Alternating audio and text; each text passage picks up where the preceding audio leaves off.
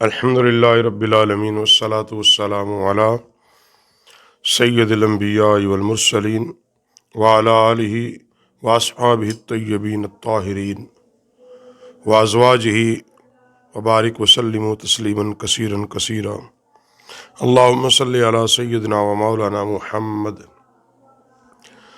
وعلی آل سیدنا و مولانا محمد وبارک وسلم صلو علیہ۔ نبی کریم صلی اللہ علیہ وسلم کا جب حکم آ جائے تو مومنوں کے لیے حکم یہ ہے کہ پھر اپنی آرزو اور اپنی تمنا کو آقا علیہ السلام کے حکم پر قربان کر دے۔ ایمان کا تقاضا یہ ہے، اور قرآن و سنت میں اس کی بڑی مثالیں آپ کو مل جائیں گی۔ جس طرح سورہ احزاب کی آیت نمبر 36 کے اندر اللہ ارشاد فرماتا ہے وَمَا كَانَ لِمُؤْمِنٍ وَلَا مُؤْمِنَةٍ إِذَا قَضَى اللَّهُ وَرَسُولُهُ أَمْرًا أَن يَكُونَ لَهُمُ الْخَيْرَاتُ مِنْ أَمْرِهِمْ۔ سورۃ الاحزاب میں اللہ ارشاد فرماتا ہے کہ کسی مرد اور نہ کسی مسلمان عورت کا حق ہے کہ جب اللہ رسول کچھ حکم فرما دیں تو انہیں اپنے معاملے کا کچھ اختیار رہے۔ جب اللہ اور اس کے رسول کا حکم آ جائے، فرمایا کہ پھر کوئی مرد ہو یا کوئی عورت ہو، اپنے معاملات میں اس کا کوئی اختیار نہیں ہے۔ میں نے یہ پیچھے ایک درس میں بیان کر دیا کہ آقا علیہ الصلوۃ والسلام ہماری جانوں کے مالک ہیں، تو وہی بات یہاں پر کہ جب حضور علیہ السلام کا حکم آ گیا تو پھر انسان کے ذاتی اختیار کوئی نہیں، کیونکہ ہم غلام ہیں اور وہ آقا ہے، اور غلام کی اپنی کوئی مرضی نہیں ہوتی، وہ آقا کے حکم کا تابع ہوتا ہے۔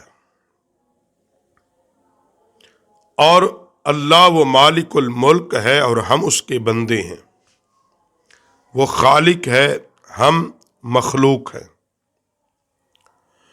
تو خالق کی بارگاہ میں مخلوق کی کوئی مرضی نہیں ہوتی، اور پھر رسول اللہ صلی اللہ علیہ وسلم کا فرمانا ہی اللہ کا حکم ہے۔ اس آیات مقدسہ کا شان نزول یہ تھا کہ حضرت زید بن حارثہ، جن کو نبی کریم صلی اللہ علیہ وسلم نے آزاد فرمایا تھا، یہ حضور کے غلام تھے، اور آقا نعمت صلی اللہ علیہ وسلم کی خدمت بابرکت میں رہتے تھے۔ حضور علیہ الصلوۃ والسلام نے ان کے نکاح کا پیغام زینب بنت جحش رضی اللہ تعالی عنہ کے لیے بھیج دیا۔ جناب زینب بنت جحش کے لیے پیغام نکاح حضور نے بھیجا، اصل میں بھیجا رسول اللہ صلی اللہ علیہ وسلم نے خود زید بن حارثہ کے ساتھ نکاح کر لیں، کیونکہ حضرت زینب رضی اللہ تعالیٰ عنہ حضور علیہ الصلوۃ والسلام کی پھوپھی ذات تھی، یعنی حضرت عبد المطلب کی نواسی تھی، دوتی تھی۔ تو یہ پیغام زینب بنت جحش رضی اللہ تعالیٰ ان کے بھائی عبداللہ بن جحش نے منظور نہیں کیا۔ پیغام نکاح جو حضور نے بھیجا تو جناب زینب پاک نے اس کو قبول نہیں کیا زید بن حارثہ کے لیے۔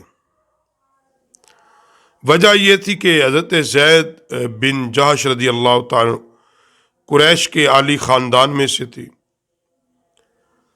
جبکہ حضرت زائد اس درجہ خاندانی نہ تھے۔ جب انہوں نے یہ نکاح حضور نے کیونکہ پیغام نکاح آقا علیہ السلام نے بھیجا تھا، یہ بات ہے اصل میں، زید بن حارثہ نے بھیجا ہی نہیں تھا، خود رسول اللہ صلی اللہ علیہ وسلم نے پیغام نکاح بھیجا، اور یہ آقا علیہ السلام کا پیغام نکاح مشورہ تن نہیں تھا، حکم تھا۔ اور جو ہی انہوں نے انکار کیا، اللہ رب العالمین نے قرآن پاک کی آیت نازل کر دی، پیارے حبیب ان کو بتا دو کہ جب اللہ اور اس کے رسول کا کوئی حکم آ جائے، فرمایا تو پھر مومنوں کو، اہل ایمان کو اپنے معاملے میں بھی کچھ اختیار نہیں ہوتا۔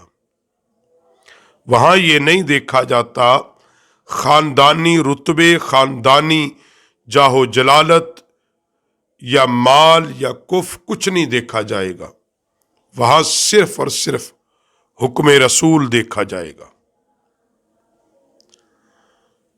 نبی علیہ السلام نے جب اس کی تلاوت فرمائی تو حضرت یہ سن کر حضرت زینب پاک اور ان کے بھائی حضرت عبداللہ بھی نکاح پر تیار ہو گئے کہ ہمارا سر تسلیم خم ہے، اگر آپ کا حکم ہے، اللہ کی اس میں رضا ہے۔ تو حضرت زینب پاک کا نکاح، رضی اللہ تعالیٰ عنہ کا نکاح حضرت زید بن حارثہ سے،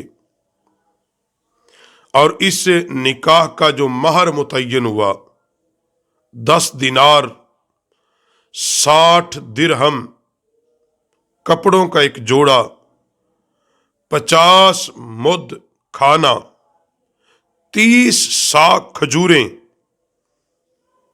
نبی علیہ الصلوۃ والسلام نے حضرت زینب پاک کو دیا۔ تو اس لیے کہ حق مار کا مسئلہ یہاں سے نکالا ہے کہ لازمی نہیں کہ آپ نے جو چل رہا ہے وہ دینا ہے، لڑکے کی کیا استطاعت اور طاقت ہے، لڑکی اس کے مطابق اگر تقاضا کر لے اور لڑکا دینے کی اہلیت و قابلیت و طاقت رکھتا ہو تو پابندی کوئی نہیں، دے، وہ جتنا مرضی دے۔ خیر، یہاں پہ جو بات ہم کر رہے ہیں وہ یہ تھی کہ حضرت زینب پاک نے نکاح کر لیا تو اللہ اور اس کے رسول کا حکم یکساں طور پر واجب العمل ہے، یہ بات یاد کر لیں۔ مومنوں پر اللہ رسول کا حکم ہر حال میں اس پر عمل کرنا لازم ہے۔ نبی اللہ کے حکم کا انکار بھی بندے کو بے ایمان و کافر بنا دیتا ہے، اور آقا علیہ الصلوۃ والسلام کے حکم کا انکار یا احادیث صحیحہ کا مطلقاً انکار بھی بندے کو کافر بنا دیتا ہے۔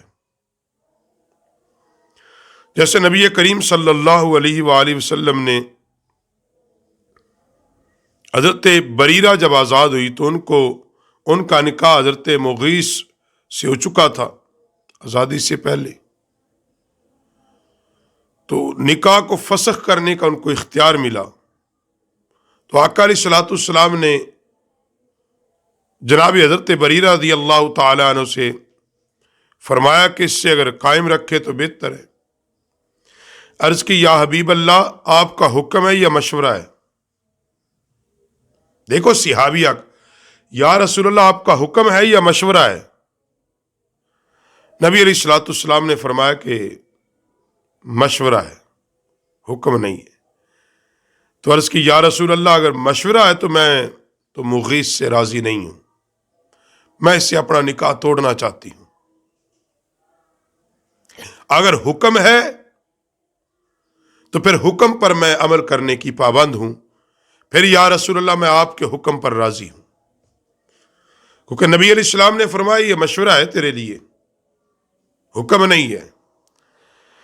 تو نبی کریم صلی اللہ علیہ وسلم کا جو حکم ہے وہ ہمارے لیے ہر حال میں اس پر عمل کرنا اہل ایمان پر لازم اور ضروری ہے۔ جس طرح آپ جتنی بھی عبادات دیکھ لیں، حکم تو قرآن نے دیا ہے، نماز کا، روزے کا، زکوٰۃ کا، مگر کر کے کس نے دکھایا ہے؟ نبی کریم صلی اللہ علیہ وسلم۔ اب قرآن پاک کی آیات مقدسات دیکھو، قرآن اللہ کا حکم ہے، مگر نکلا کس کی زبان سے؟ زبان رسالت سے۔ فرمائی یہ اللہ کا کلام ہے، اور احادیث میرے نبی کا فرمان ہے، نکلا وہ بھی کس زبان سے؟ زبان رسالت سے۔ اور ہے قرآن بھی اللہ کی وحی، ہے احادیث بھی اللہ کی وحی، کیونکہ نبی علیہ السلام اپنی مرضی سے تو کچھ بولتے ہی نہیں، اپنی مرضی سے تو کچھ نہیں فرماتے نا، لیکن اسی زبان ترجمان نے ہمیں یہ بتا دیا کہ یہ کلام الہ ہے، یہ کلام میرا ہے، اور دونوں پر عمل کرنا، دونوں کے حکم پر کو ماننا، اور دونوں کے حکم کو اپنے مال، جان، اولاد، عزت، آبرو سے بڑھ کر اہمیت دینا، یہی ایمان والے کی علامت اور نشانی ہے۔ اور اسی کا قرآن پاک نے حکم دیا ہے، فرمایا ایمان والو، جب میرے رسول کا حکم آ جائے، اللہ رسول کا حکم آ جائے، پھر اپنا معاملے کا کوئی اختیار ہی نہیں ہے،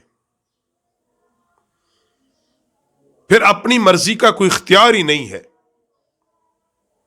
پھر حضور صلی اللہ علیہ وسلم کے حکم کے آگے اپنے آپ کو سر تسلیم خم کر لینا چاہیے۔ یہی حکم ہے، اور اسی میں دنیا اور آخرت کی کامیابی ہے۔